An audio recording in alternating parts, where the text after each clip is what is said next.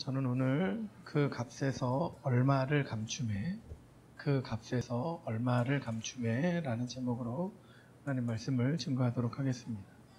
사도행전 기록에 의하면 유대인의 3대 절기 중에 하나인 오순절에 성령이 임했습니다.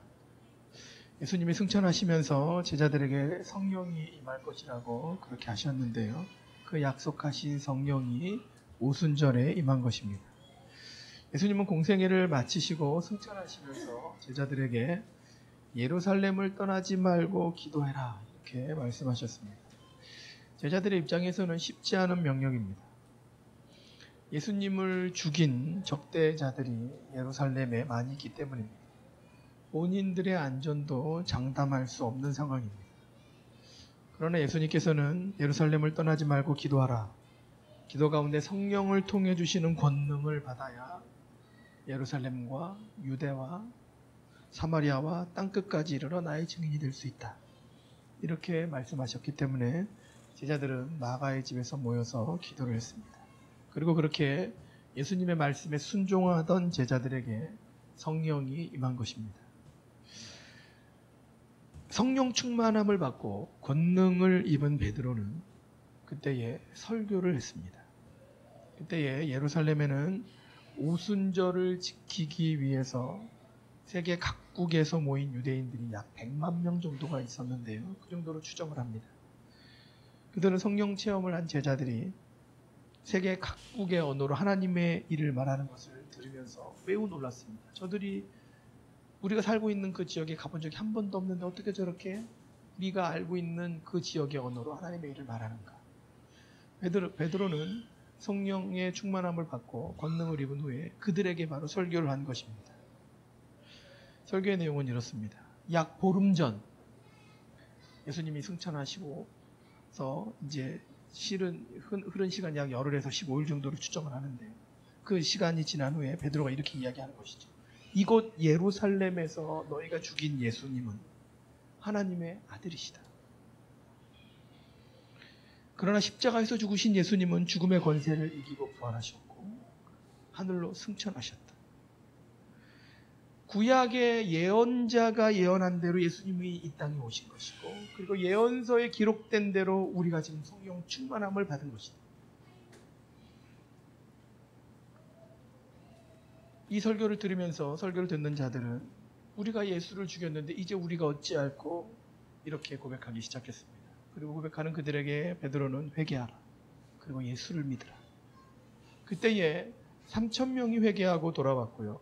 그 3,000명이 회개하고 돌아온 그 사람들이 예루살렘 교회를 이루었습니다. 이것이 교회의 첫 번째 교회인 예루살렘 교회의 시작점입니다. 예루살렘 교회는 그렇게 시작이 되었습니다. 예루살렘 교회는요, 은혜가 아주 충만했고 성령이 충만했습니다.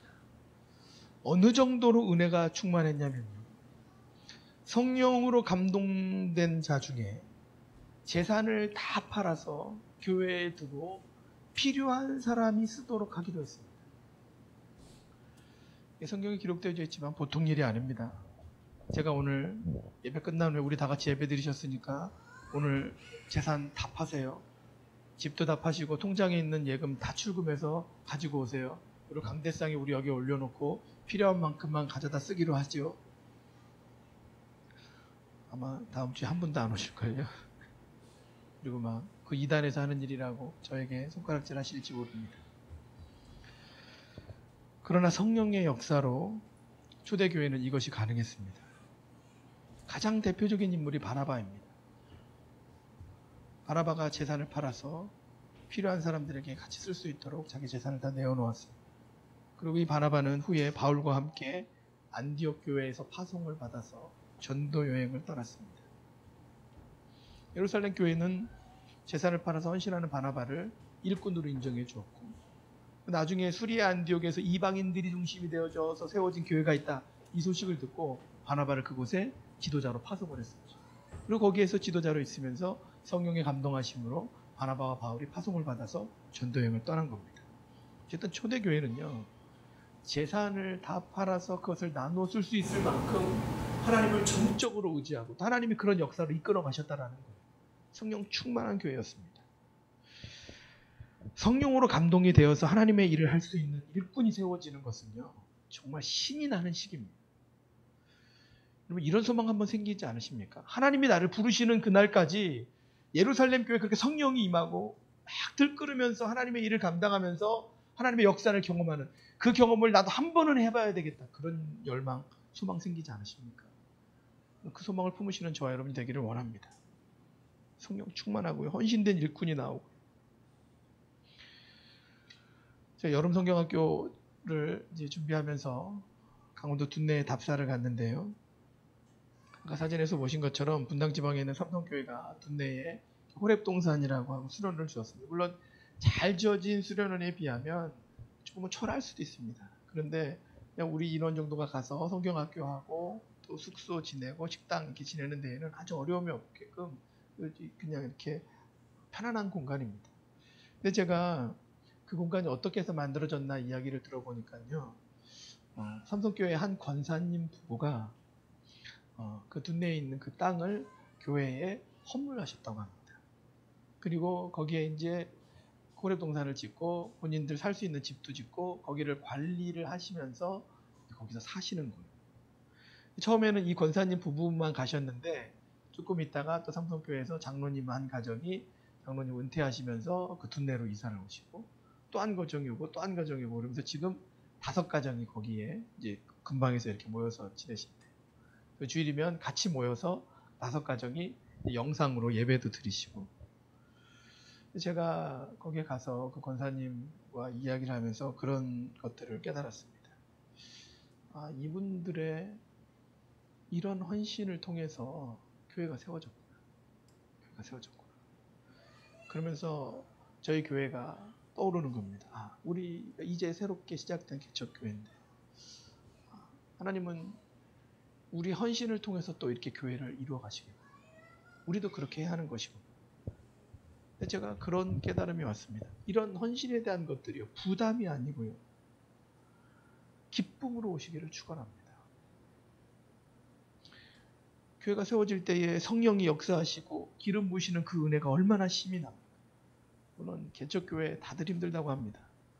저도 처음이어서 해보니까 힘이 듭니다. 네. 그런데요,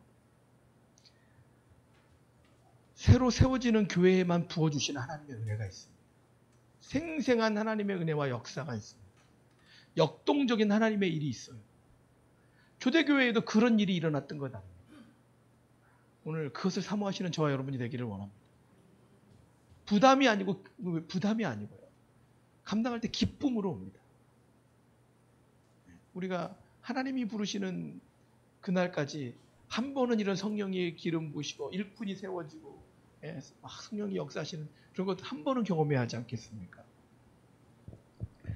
그런데요, 오늘 우리가 읽은 사도행전 5장 말씀에 보면요, 성령 충만하고 은혜가 가득한 예루살렘 교회가요, 오늘 본문에 보면 분위기가 완전히 싹 바뀝니다.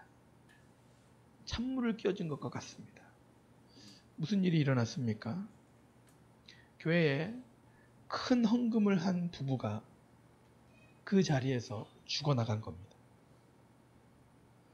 교회로 오면 이거보다 더 큰 시험이 있을까요? 아나니아와 삽비라가 땅을 팔아서 교회에 헌금을 하게 됐습니다. 그런데 그 헌금하는 날 그 자리에서 부부가 둘 다 죽은 것입니다. 왜 그렇게 됐습니까? 그들이 땅을 판 돈 일부를 감추고 다 바쳤다고 거짓말했기 때문에 그렇게 되었습니다. 정말 큰 충격입니다. 이 말씀은 읽을 때마다 충격입니다. 어느 교회가 이런 이야기를 자신들의 역사 기록에 남길까요? 웬만하면 다 숨기려고 하고 쉬쉬할 겁니다. 숨기지는 않아도 일부러 이런 이야기를 끄집어내지는 않겠죠. 그런데 사도행전은 예루살렘 교회의 이 모습을 그대로 기록합니다. 우리가 오늘 본문 말씀을 읽어보면요, 어떤 형태로든 마음에 충격이 옵니다. 한번 생각해 보시죠. 어떤 모습이 충격으로 오십니까? 아나니아와 삽비라가 거짓말한 것 때문에 충격을 받으셨습니까? 어떻게 그렇게 할 수가 있어? 하나님 앞에 헌금하면서 아무리 좋은 뜻을 하더라도 땅판값 다 바친 것도 아니면서 다 바쳤다고 어떻게 거짓말을 했지? 아나니아와 삽비라가 거짓말한 것 때문에 그렇게 충격을 받으셨습니까? 아니면 아니 그런 거짓말을 했다고 어떻게 하나님은 그 부부를 죽이실 수가 있지? 하나님 너무 하시는 분이지. 거짓말한 것이 잘한 것은 아니지만 그래도 연약한 인간이 그럴 수 있지 않나? 소유를 팔아서 일부지만 전부라는 것이 거짓말한 것이 잘못된 것이기는 하지만 그것이 그렇게 죽을 만큼 큰 죄인가? 남의 돈을 바친 것도 아니고 자기의 것을 바쳤는데. 여러분 어느 쪽에서 충격이 더 오십니까? 거짓말한 것이 충격입니까? 아니면 하나님이 그들을 죽이신 것이 충격입니까? 어쩌면 우리가 받는 충격은 아나니아의 거짓말이 아닐지 모릅니다. 이 부부의 거짓말이 아닐지 모릅니다. 그 정도의 거짓말 때문에 하나님이 그 자리에서 이 사람들을 죽일 수 있나? 이것이 아마 더 큰 충격으로 오고 계실지 모릅니다. 이 말씀을 읽으면요, 이 거짓말한 것 때문에 죽어야 한다는 것이 충격과 두려움으로 옵니다. 적어도 저는 그렇게 옵니다. 이런 죄 때문에 죽어야 한다면 무서워서 예수 믿겠는가? 이런 마음이 솔직히 우리에게 들지 않습니까? 그래서 이 본문으로 설교하기가 참 어렵습니다. 근데 이 본문을 붙들고 그래도 말씀을 나누는 것은요, 이 부담이 되는 말씀을 붙들고 나갈 때 하나님이 반드시 은혜를 더욱 부어주시기 때문에 그렇습니다. 하나님이 주시는 메시지가 무엇일까? 말씀을 묵상하는 가운데에요, 11절 말씀을 하나님께서 저에게 집중하게 하셨습니다. 11절 말씀을 한번 보실까요? 11절에 보시면 이렇게 기록합니다. 같이 읽겠습니다. 시작. 온 교회와 이 일을 듣는 사람들이 다 크게 두려워하니라. 온 교회와 이 일을 듣는 사람들이 다 크게 두려워하니라. 자, 아나니아와 삽비라가 죽는 것을 보고 온 교회와 이 일을 듣는 사람들이 다 크게 두려워했다라는 겁니다. 무슨 말입니까? 하나님께서는 두려워해야 할 일을 두려워하게 하신 것이라는 거예요. 초대교회 예루살렘 교회가 세워지는 과정에서 교회가 정말 두려워해야 하는 것을 두려워하도록 만드신 일이라는 거예요. 이 말은요, 곰곰이 생각해 보면요, 또 다른 의미가 있습니다. 이것이요, 이 아나니아 삽비라와 같은 이런 일이 평소에는 두려워해야 하는 일임에도 불구하고 교회에 있는 사람들이 두려워하지 않았다는 것을 의미하기도 합니다. 두려워해야 하는 일을 두려워하지 않기 때문에 하나님은 앞으로 더 큰 일을 하실 수가 없으신 거예요. 그래서 이 사건을 통해서 예루살렘에 있는 교회들이 깨닫기를 원하시는 거예요. 한번 생각해 보세요. 예루살렘 교회에서 아나니아와 삽비라 사건이 벌어지고 나서 예루살렘 교회가 시험에 빠졌을까요? 헌금을 하고 그 자리에서 사람이 둘이 죽었으니까 이제 우리는 예수 믿을 수 없다. 너무너무 두렵다. 그래서 사람들이 다 떠나가고 예루살렘 교회가 문을 닫았다. 그렇게 됐을까요? 아닙니다. 이 사건 때문에 예루살렘 교회는 무겁게 가라앉는 것이 아니라 오히려 진정한 부흥을 맞이했습니다.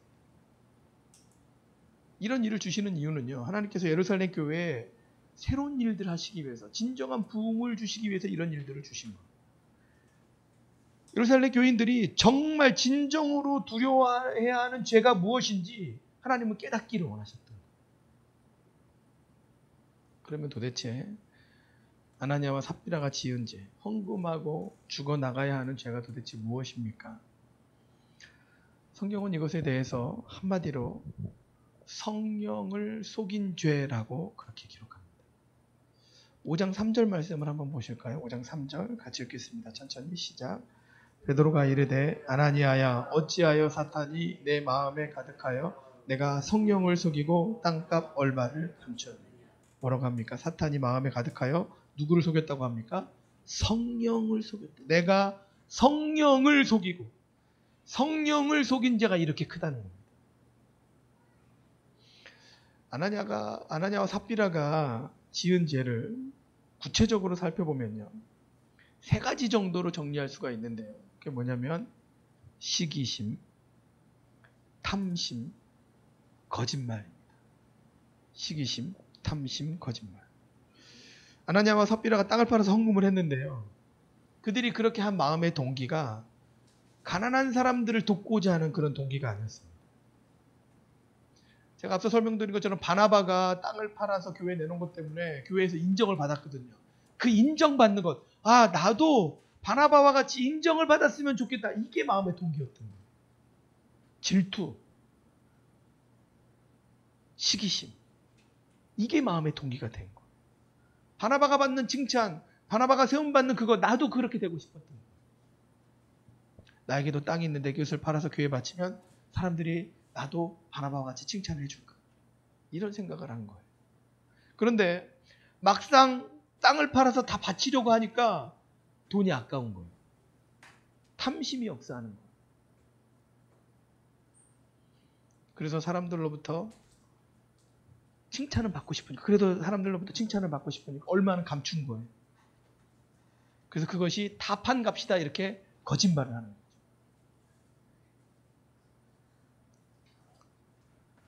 시기심, 탐심, 거짓말, 이게 차례대로 이 부부에게 죄의 제목으로 오는 겁니다. 이 죄가 그렇게 심각한 죄입니까? 시기심, 탐심, 거짓말. 아나니아하고 삽비라만 그렇게 삽니까? 우리도 늘 쉽게 여기서 넘어지지 않습니까? 어쩌면 우리도 이런 생각하고 있을지 모릅니다. 이게 하나님 앞에서 그렇게 죽어 나갈 만큼 그렇게 큰 죄인가? 예수 믿고 살아도 다 이 정도는 하지 않나? 만약 우리가 이 마음을 갖고 있다면 지금 그 마음 가운데 하나님이 우리에게 메시지를 주시는 겁니다. 그런 마음을 갖고 있는 것이 그게 참으로 두려운 일이고, 시기심, 탐심, 거짓말, 이게 하나님이 보시기에 너무 큰 죄라는 것을 우리가 깨닫기를 원하신다는 거예요.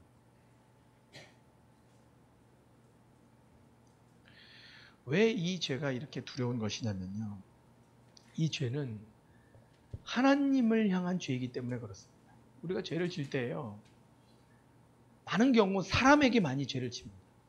그런데 이런 경우에는요, 지금 아나니아 삽비라는 하나님을 향한 죄를 지었어요. 4절 말씀을 한번 보실까요? 5장 4절에 보시면 이렇게 기록합니다. 같이 읽겠습니다. 시작. 땅이 그대로 있을 때에는 내 땅이 아니며 판 후에도 내 마음대로 할 수가 없더냐? 사람에게 거짓말한 것이 아니요 하나님께로다. 마지막에 보시면 뭐라고 기록합니까? 지금 너는 지금 사람에게 거짓말한 것이 아니요 누구에게다? 하나님께로다. 아나니아와 삽비라는요, 하나님께 큰 헌금을 드린 것도 맞아요. 그런데 동시에 하나님 앞에 헌신하고 헌금을 드리면서 하나님을 업신여긴 겁니다. 우리가요, 교회에서 봉사하고 헌금하고 헌신해도 이렇게 될 가능성이 있습니다. 한쪽으로 보면 분명히 큰 헌금을 했고 교회에서 크게 봉사할 수도 있어요. 그러나 동시에 하나님을 업신여기는 행동도 할 수 있다는 겁니다. 이게 지금 하나님을 향한 것이라는 것을 깨닫지 못하니까 이런 행동이 나옵니다. 헌금한 것이 그냥 가난한 사람 도와주는 것으로 내가 돈을 내는 것이다, 이 정도로만 생각한 거예요. 이게 지금 하나님께 드려지는 것이다, 이런 생각을 못하는 거죠. 그러니까 하나님을 속이려고 들고 하나님을 업신여긴 것 같은 그런 결과가 나오는 겁니다. 하나님을 속이고 하나님을 업신여기는 죄가 작습니까? 어떻게 보면 아나니아와 삽비라는요, 성령께서 항상 자신들과 함께 하고 계신다는 것을 믿지 못한 겁니다. 곰곰이 생각해 보면요, 이건 큰 충격입니다. 왜 그러냐면요, 지금 아나니아와 삽비라가 초대교회 예루살렘 교회 교인 아닙니까? 예루살렘 교회가 어떻게 시작이 됐습니까? 처음에 설명드린 것처럼 오순절에 성령이 임했잖아요. 그리고 성령이 임한 것 때문에 베드로가 설교하기 시작했고, 그 설교를 듣고 사람들이 찔림을 받고 모여들었어요. 그리고 모여든 예루살렘 교회는요, 성령의 역사가 막 불을 듯이 일어났습니다. 그 안에 아나니아와 삽비라도 있어요. 그러니까 전혀 성령의 경험을 못했다고는 말할 수 없는 거예요. 성령의 역사가 곳곳에서 일어나는 것을 봤거든요. 우리도 아마 이제 그런 것들을 경험할 겁니다. 하나님이 막 기름 부으시고 일꾼이 세워지는 것도 우리가 함께 볼 거예요. 그런데 그거를 보면서도 아나니아하고 삽비라는 어디까지밖에 안 됐냐면, 이렇게 성령의 역사가 일어나는구나. 그런데 매 순간마다 성령이 나와 함께 하시는 것은 아니구나. 성령께서 모든 것들을 다 알고 계시는 것은 아니구나. 이런 생각을 한 거예요. 그러니까 땅을 팔고도 어느 정도 감추고서 이게 다예요, 이런 거짓말을 하는 거죠. 항상 성령께서 하나님께서 함께하고 계신다는, 동행하고 계신다는 이 믿음은 없었던 거예요. 정말 믿었다면요, 내가 모든 순간 내가 생각하는 것, 행하는 모든 순간마다 하나님이 함께 계셨다, 이걸 믿고 있었으면 그렇게 안 했겠죠. 그래서 우리 믿음이 정말 두려운 겁니다. 어쩌면 우리도 그냥 무의식적으로 이렇게 살고 있을지 모르겠는데, 오늘 예배당에 와서 예배 드릴 때에는 하나님 살아계신 하나님 앞에 예배 드리는 거예요. 그런데 밖에 나가면 그냥 우리도 전혀 구별되지 않는 모습으로, 세상 사람하고 똑같은 모습으로 거짓말하고 시기하고 탐심 갖고 그렇게 살아가는 거죠.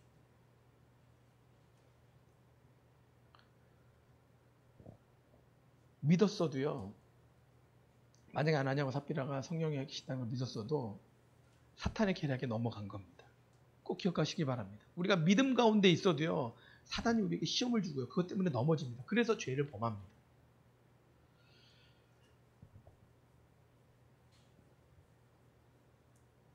아나니아와 삽비라의 사건이 무서운 것은요, 하나님이 그들의 영혼을 그 자리에서 거두셔야 하는 그런 이 일들이 사단의 역사가 있었기 때문이라는 겁니다.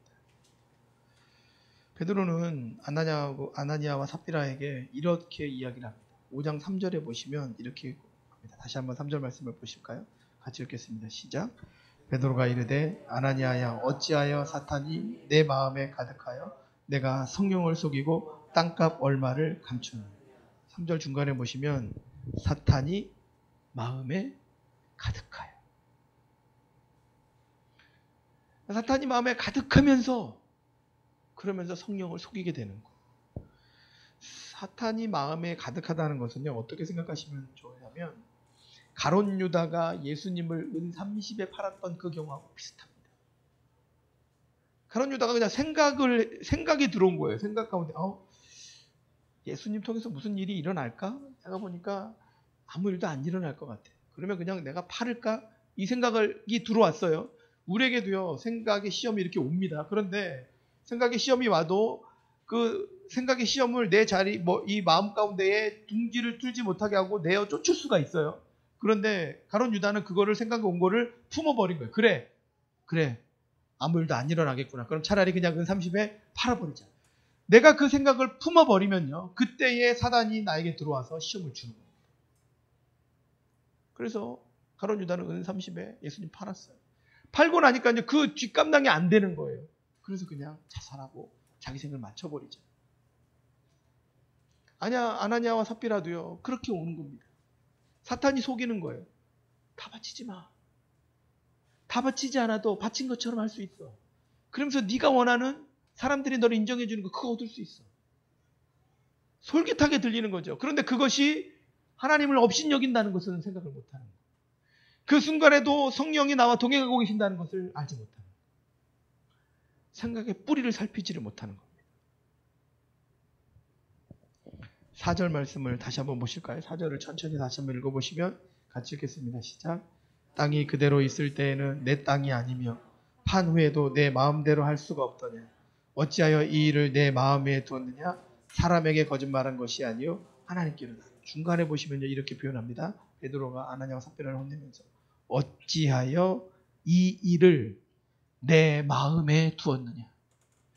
그러니까 시험은 올 수 있는 거예요. 우리에게요, 날마다 시험은 올 수 있습니다. 그러나 그 시험을 내가 품고 묵상하지 않을 수 있는 거예요. 예전에 저를 지도해 주셨던 교수님은 이런 표현을 하시더라고요. 새가 지나가면서 똥을 싸서요, 새똥을 맞을 수는 있어요. 새똥 맞아보셨습니까? 기분 정말 나쁩니다. 제가 예전에 신문 돌리다가 제가 새똥 맞아봤거든요. 얼마나 화가 나는지요. 화가 나는데 화풀이를 할 데가 없어요. 딱 싸고 그냥 갔잖아요, 걔는. 근데요, 지나가는 새의 똥을 맞을 수는 있어요. 그러나 그 새가 내 머리에 와서 둥지를 틀고 살게는 못할 수가 있는 겁니다. 그렇죠? 내가 딱 맞을 수는 있지만요, 그 새가 내 머리에 와서 둥지를 틀고 살 수는 없는 거예요. 왜냐면 내가 그걸 그냥 두지 않겠죠. 시험과 유혹의 생각들이 나에게 올 수는 있습니다. 그런데 올 수는 있지만 그것을 내가 품지는 않을 수 있어요. 오면 이런 생각이 올 수는 있지만 내가 이건 해서는 안 되는 일이야. 이건 성경적 가치관의 일이 아니야. 그러므로 나는 이 생각을 내가 밀쳐내야 돼. 나에게 오는 생각과 이런 마음들이요, 뿌리가 어디에 있는지 반드시 잘 살필 수 있어야 합니다. 아나니아와 삽비라는요, 여기에서 넘어지는 거예요. 베드로가 그렇게 이야기하는 거죠. 이 일을 왜 내 마음에 두었느냐? 지금 마음에 뭘 품고 계십니까? 하나님이 기뻐하시는 것이 아니시라면, 하나님이 계속해서 성령을 통해서 내 마음을 불편하게 하시는 것이라면 멈추시기 바랍니다. 그것이 우리의 살 길입니다. 그래서 우리는 항상 생각의 근원을 살펴야 합니다. 우리가 너무나 잘 알고 있는 잠언 3장에 이런 말씀이 있습니다. 3장 23절에 있는 말씀. 모든 지킬 만한 것 중에 더욱 내 마음을 지키라. 생명의 근원이 이에서 남이니라. 우리가 품어야 할 생각이 있고요, 내쫓아야 할 생각이 있는 겁니다. 그 점에 대해서 우리가 명확해야 합니다. 마귀가 주는 생각을 품으면 그냥 마귀가 이끄는 대로 죄의 길로 가는 거예요. 오늘 우리가 이 말씀을 나누면서 정말 두려워해야 하는 것이 무엇입니까? 이렇게 한번 생각해 보실까요? 조금 더 구체적으로, 만약 지난 주간에 내가 살인죄나 혹은 간음죄를 지었다면 지금 얼마나 두렵고 떨리는 마음으로 하나님 앞에 예배 드리시겠습니까? 내가 지금 같이 예배 드리는 사람들은 모르지만 그래도 하나님은 아시는데, 내가 이런 죄를 짓고도 이렇게 예배 드려도 되나? 하나님이 나 같은 죄인도 용서해 주실 수 있을까? 내가 이렇게 죄를 지었는데 새 삶을 살 수 있을까? 내가 왜 그런 죄를 지었을까? 마음이 고통스럽고 안타깝고 간절한 마음이 생길 수밖에 없습니다. 그런데요, 이렇게 생각해 보셔야 합니다. 탐심, 시기심, 거짓말, 이거는요, 아무렇지도 않게 여깁니다. 그런 죄를 짓고도요, 아무렇지도 않게 예배 드릴 수 있습니다. 예배 시간에 그냥 눈 감고 잘 수도 있습니다. 왜냐면요, 심각하게 생각 안 하는 거예요. 아니, 시기 안 하는 사람이 누가 있어? 돈 좋아하지 않는 사람이 누가 있어? 거짓말 안 하는 사람이 누가 있어? 죄를 죄로 느끼면 졸음이 안 옵니다. 고개를 들 수가 없어요. 근데 한번 생각해보세요. 살인죄, 간음죄, 이거 하고요, 시기, 탐심, 거짓말 하고요, 어떤 게 더 무서울까요? 더 무서운 거는요, 시기, 탐심, 거짓말, 이게 더 무섭습니다. 왜 그러냐면요, 들키지 않았기 때문에 회개하지 않고 그냥 넘어가는 거예요. 내 죄가요, 드러나게 죄를 지으면 그거는요, 고백을 하고 회개를 합니다. 고백을 하고 회개를 하면 하나님이 어떻게 하십니까? 용서해 주세요. 그런데요, 시기, 탐심, 거짓말, 이거는요, 나도 하지만 모든 사람이 다 해. 그리고 들키지 않았잖아요. 들키지 않았으니까 회개하지 않는 거예요. 회개하지 않으면 용서함도 없어요. 그러면 그 죄는 그대로 하나님 앞에서 다 드러나는 거예요. 그래서 무서운 겁니다. 그래서 무서운 겁니다. 죄를 짓고도 죄인 줄 모르는 거예요. 내가 무슨 죄를 지었는지 인식이 없는 거예요. 그렇게 되면 어떤 결과가 일어나냐면요, 요한일서 1장 10절에 보면 이런 말씀이 기록되어 있습니다. 화면을 보시고 같이 한번 읽어보실까요? 요한일서 1장 10절 같이 읽겠습니다. 시작. 만일 우리가 범죄하지 아니하였다 하면 하나님을 거짓말하는 이로 만드는 것이니 또한 그의 말씀이 우리 속에 있지 아니하리라. 나는 죄가 없다고 하는 자는 어떻게 된다는 겁니까? 하나님을 거짓말쟁이로 만든다는 거예요. 내 안에 시기, 탐심, 거짓말 가득 있는데요, 아닌 척, 회개도 하지 않고요. 이 죄가 이렇게 해서 무서운 겁니다. 아나니아하고 삽비라는요, 본인들이 그렇게 행동을 하면서 그 시기심과 거짓말, 탐심, 이것들을 막 감추면 성령을 속이는 일을 하면서 이게 얼마나 무서운 죄인지를 모르고 그렇게 하는 거예요. 그리고 아나니아하고 삽비라뿐만 아니라 예루살렘 교인들도 대부분 다 그런 생각을 갖고 있었던 거예요. 그래서 하나님은 이게 얼마나 두려운 죄인지 너희들이 깨달아야 한다, 이걸 가르치시기 위해서 이 교훈을 주시는 거예요. 아나니아 삽비라를 그렇게 만드시는 겁니다.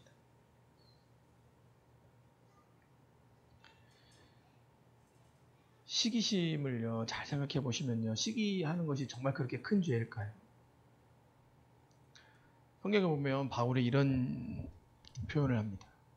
육신에 속한 그리스도인이 있고 영에 속한 그리스도인이 있습니다. 그리고 고린도전서 3장 3절에 보면 고린도 교인들이 육신에 속한 그리스도인, 곧 영적으로는 어린아이라고 말하는데 그 증거를 시기와 다툼으로 꼽습니다. 3장 3절 말씀 한번 보실까요? 3절 말씀 같이 읽겠습니다. 시작. 너희는 아직도 육신에 속한 자로다. 너희 가운데 시기와 분쟁이 있으니 어찌 육신에 속하여 사람을 따라 행함이 아니죠. 아무리 성령의 은사가 많고 겉으로는 교회 지도자 같아도 시기와 다툼을 해결하지 못한 사람은요, 자아중심적인 사람은 영적으로 어린아이와 같다라는 거예요. 아나니아와 삽비라가 바로 그와 같다라는 겁니다. 시기심으로 가득했어요. 나도 바나바와 같이 인정받았으면 좋겠다. 이 시기심이 정말 무서운 죄임을 알아야 합니다. 누구나 다 그렇지 뭐. 그렇게 쉽게 넘길 문제가 아닙니다. 왜냐하면 그렇게 쉽게 넘기면서 우리가 회개하지 않기 때문에 그래요. 그리고 회개하지 않으면 하나님을 회방하는 것이 되기 때문에 그래요. 하나님을 속이는 것이 되기 때문에 그래요. 심각한 죄로 인식하고 하나님 앞에 애통하면서 회개해야 합니다. 로마서 8장 13절에 보면 이렇게 기록합니다. 같이 한번 이것도 읽어보실까요? 시작. 너희가 육신대로 살면 반드시 죽을 것이로되 영으로서 몸의 행실을 죽이면 사니. 육신으로 살면 죽는 거고요. 영으로 몸의 행실을 죽이면 사는 겁니다. 회개가 안 되는 게 문제인 거예요. 죄를 죄라고 여기지 않는 것이 문제인 거예요. 다 그렇게 사는 거야 라고 여기는 게 그게 문제인 거예요. 탐심도 그렇습니다. 탐심. 성경은요, 탐심을 모든 죄의 뿌리라고 그렇게 표현합니다. 디모데전서 6장 10절에 보면 이렇게 기록합니다. 10절에서 같이 한번 읽어보실까요? 시작. 돈을 사랑함이 일만하게 뿌리가 되나니 이것을 탐내는 자들은 미혹을 받아 믿음에서 떠나 많은 근심으로써 자기를 죽입니다. 돈을 사랑함이 일만하게 뿌리가 되나니. 탐심. 돈을 사랑하는 거예요. 돈 미워하십니까? 아무도 없으실걸요. 그런데 탐심이 일만하게 뿌린데 그 탐심을 갖는 거에 대해서 회개할 생각은 안 합니다. 탐심이요, 우리 마음에 들어오면요, 우리의 영혼을 갉아먹습니다. 예를 들어서요, 조금 민감한 이 이야기인데 지혜롭게 잘 들으셔야 합니다. 어떤 사람이 복권을 샀습니다. 복권을 사는 게 죄일까요, 아닐까요?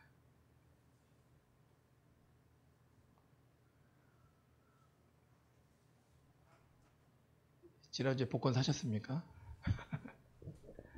지혜롭게 잘 생각하셔야 합니다. 복권 사는 것 그 자체가 뭐가 죄겠습니까? 사는 건데. 여러분, 복권을 샀을 때에 내 마음이, 내 영혼이 어떻게 흘러가는지를 잘 살피셔야 합니다. 저도 복권을 사봤거든요. 제가 복권을 언제 샀냐면요, 부끄러운 이야기지만 제가 목사 안수 받을 때에 이제 저희가 살고 있었던 이제 집이 있었는데 그 집 주인이 집을 나가라 그랬어요. 자기는 월세로 놓겠다고. 근데 저는 안수를 받고 어디 갈 데도 없고 방을 얻을 돈도 없고 너무 막막한 거예요. 그러니까 복권을 사게 되더라고요. 복권을 사면서 제가 그때 깨달았습니다. 복권을 사니까 어떤 마음이 드는지 아십니까? 다 사보셔서 아시죠? 희망이 생겨요. 이 복권만 맞으면 내가 집을 얻을 수 있겠다. 그리고 제가 또 양심이 있잖아요. 복권 맞으면 그래도 내가 11조는 해야지. 그리고 어려운 사람도 조금 도와줘야지. 이런 마음, 막 그런 마음이 생기는 거예요. 근데 복권 딱 했어요. 됐을까요? 안 됐을까요? 당연히 안 됐죠. 그러면 내가 갖고 있었던 이 탐심의 마음들이 풍선처럼 확 딱 꺼지는 거예요. 그러면 또 그 다음 주에 또 사겠죠. 저는 그 다음 주에 안 샀어요. 근데 또 사겠죠. 그러면 또 그걸로 내 상생의 나래를 피는 겁니다. 희망을 갖는 거죠. 여러분, 하나님은요, 그런 과정을 지나는 것을, 그 탐심의 과정으로 지나는 것을 기뻐하지 않으세요. 왜 그러냐면요, 그 탐심의 과정을 지나면서 우리가 하나님께 나아가지 않거든요. 하나님 의지하지 않거든요. 복권 의지하거든요. 영혼이 깨어있지를 못하거든요. 탐심이요. 이래서 무서운 겁니다. 탐심이 무서운 죄입니다.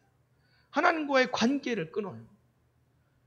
죄를 지으면요, 눈에 드러나는 죄를 지으면요, 차라리요, 눈물을 흘리면서 회개하면서 하나님 앞에 나가면, 하나님, 제가 이런 사람입니다. 차라리 죄가 사람들 앞에도 드러나면요, 너무너무 부끄럽고 힘들지만요, 그래도 회개하면서 나아가요. 제가 말 이렇게 하지만 이게 보통 어려운 일이 아닙니다. 정말 어려운 일. 그럼에도 불구하고 사람들 앞에 죄가 드러나면요, 고백하면서 나아갑니다. 그런데요, 탐심 이런 죄는요, 내가 속으로만 탐심을 가졌잖아요. 그러니까 회개도 안 하고 그냥 넘어가는 거예요. 그러면서 내가 하나님 앞에서 의인인 척 사는 거예요. 이게 두려운 거예요. 이게 무서운 겁니다. 하나님은 오늘 아나니아와 삽비라를 통해서 우리에게 그런 지금 도전을 주시는 거예요. 하나님은 우리의 마음의 중심을 보시는 분이시잖아요. 예수님은 심지어 어떻게까지 표현하셨냐면, 간음하지 않았다고 간음 안 한 게 아니라는 거예요. 마음 가운데, 생각 가운데 간음을 했다면 그게 간음한 거라는 거예요. 마음의 중심을 보시는 분 아닙니까? 들키지 않았을지라도 탐심과 시기심, 거짓말 이런 것들이 우리 가운데 가득하면요, 하나님은 그걸 죄라고 여기시는 거예요. 하나님은 너무 심각한 죄라고 여기시는데 우리는 죄가 아니라고 다 덮고 의인인 척하면서 사는 거예요. 예루살렘 교회에요, 그런 생각이 만연해 있었던 거예요. 하나님은 그걸 지금 지적하시는 겁니다. 그러면 안 된다. 그러면 하나님이 역사하실 수가 없는 거예요. 우리가 아이들을 혼낼 때에도 그런 부분에 민감합니다. 동기가 잘못된 거. 마음의 동기가 잘못되어 있는 거.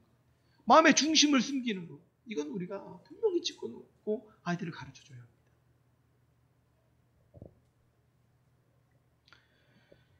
거짓말이요. 거짓말을 하면요, 사단의 종이 됩니다. 마귀의 종이 됩니다. 요한복음 8장 44절에 보면 이렇게 기록합니다. 같이 한번 읽어보실까요? 44절 같이 있습니다. 시작. 너희는 너희 아비 마귀에게서 났으니 너희 아비의 욕심대로 너희도 행하고자 하느니라. 그는 처음부터 살인한 자요, 진리가 그 속에 없었으므로 진리에 서지 못하고 거짓을 말할 때마다 제 것으로 말하나니 이는 그가 거짓말쟁이요 거짓의 아비가 되었습니다. 너희는 너희 아비 마귀에게서 났으니 그가 거짓말쟁이요 거짓의 아비가 되었습니다. 우리가 거짓말하기 시작하면요, 거짓을 품고 거짓을 말하기 시작하면요, 마귀의 종이 됩니다. 우리가 거짓말하는 것은요, 내 속에 있는 마귀의 역사로부터 튀어나오는 겁니다. 그러니까 거짓말할 때마다 우리가 입을 틀어 막아야 합니다. 하나님, 제가 왜 도대체 이렇게 거짓말을 할까요? 왜 이렇게 거짓말이 술술 나올까요? 정말 무서운 것은요, 거짓말을 해가면서도 내가 양심의 가책을 전혀 받지 않는, 누구나 다 이렇게 거짓말하면서 사는 것 아니야? 이 정도는 다 이렇게 하면서 사는 것 아니야? 하나님은요, 그 마음을 기뻐하지 않으시는 거예요. 그걸 우리가 깨달아야 합니다. 그 마음을. 다 그런 것 아니야? 그러니까 나도 그렇게 해야 돼. 그렇게 해도 되는 거예요. 회개도 하지 않고 그냥 넘어가는 거예요. 하나님은요, 그거를 심각하게 보시는 거예요. 그러므로 우리가 정말 두려워해야 할 것은요, 회개해야 하는 죄를 회개하는 죄로 깨닫지 못하는 것, 이걸 두려워해요.